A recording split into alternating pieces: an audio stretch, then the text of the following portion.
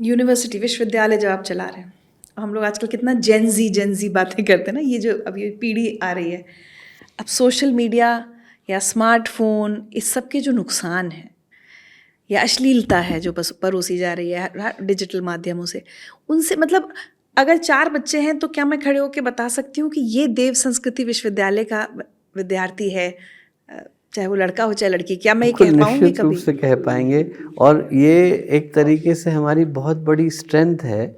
मैं आपको बताता हूँ कि एक बहुत प्रतिष्ठित समाचार पत्र का समूह और हमारे विद्यार्थी जो जर्नलिज्म मास कम्युनिकेशन करते हैं वो वहाँ गए, तो उनने कहा मुझसे कि भैया आपके जो विद्यार्थी आते हैं वो हमारे श्रेष्ठतम विद्यार्थी होते हैं। अच्छा।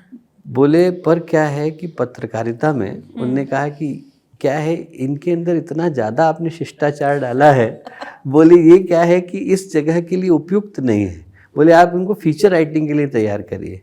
तो मैंने कहा क्यों? बोले होता क्या है कि जब ये किसी जगह पर पहुँचे तो वहाँ पे किसी को धक्का दे करके आपको बाइट लेने की आवश्यकता है। हाँ। बोले किसी को परेशान नहीं करते, आराम से उस जगह पर खड़े रहते हैं। तो बोले आपकी जो स्ट्रेंथ है वो स्ट्रेंथ है कि इनके पास जितना भारतीय संस्कृति का ज्ञान है उतना किसी के पास नहीं है। तो उसके बाद से हमने अपने क्यूरिकुलम की डिज़ाइन को चेंज किया। हमने कहा कि हमको फील्ड रिपोर्टिंग के लिए नहीं, सबको हम फीचर राइटिंग के लिए तैयार कर रहे हैं। वो हमारी सबसे बड़ी स्ट्रेंथ है, तो वो दूर से ही पता चल जाते हैं। जैसे मोबाइल को लेकर कोई अनुशासन अब क्यों विश्वविद्यालय में क्या करेंगे, कैसे रोकेंगे बच्चों को?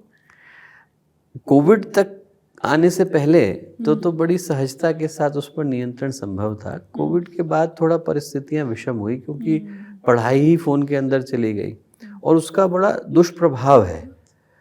2007 में पहली बार आईफोन आया, 28 जून को रिलीज़ हुआ। तो जो 1995 की जनरेशन है जिसको जेन ज़ी कहा, वो पहली जनरेशन थी जिसके टीनेज ईयर के आने के साथ साथ आईफोन आया था।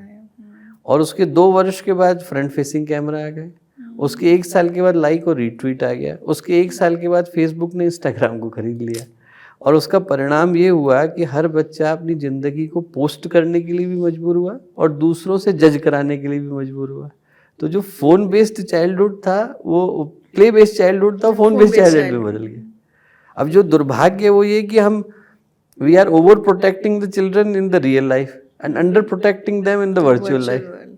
असली ज़िंदगी में तो हर व्यक्ति परेशान है और वर्चुअल वर्ल्ड में वो कहाँ है, किस तरीके की दुनिया में जा रहा है, कहाँ उसका जीवन है। और उसका जो दुष्परिणाम है, अभी सिर्फ यूएस के आंकड़ों को आप उठा के देखें, बाकी जगह पे तो अभी कंप्लीट भी नहीं हो पाया।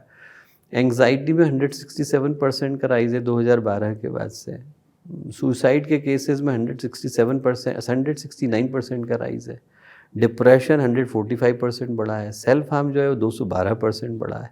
तो उस तरह की ज़िंदगी के लिए कोई अभ्यस्त ही नहीं है, इमोशनल मैच्योरिटी आई नहीं। उससे पहले हम उन लोगों के द्वारा जज होने के लिए मजबूर हो गए जो हमें जानते भी नहीं है। तो व्यक्ति का जीवन बहुत परेशानियों से घिरा हुआ है। असली ज़िंदगी में क्या था, आप अनुभव से सीखते थे। सही बात है। और यहाँ तो क्या है तो कि देखने और दिखाने की होड़ लगी हुई है बस। आप लाइक और कमेंट से सीख रहे हैं।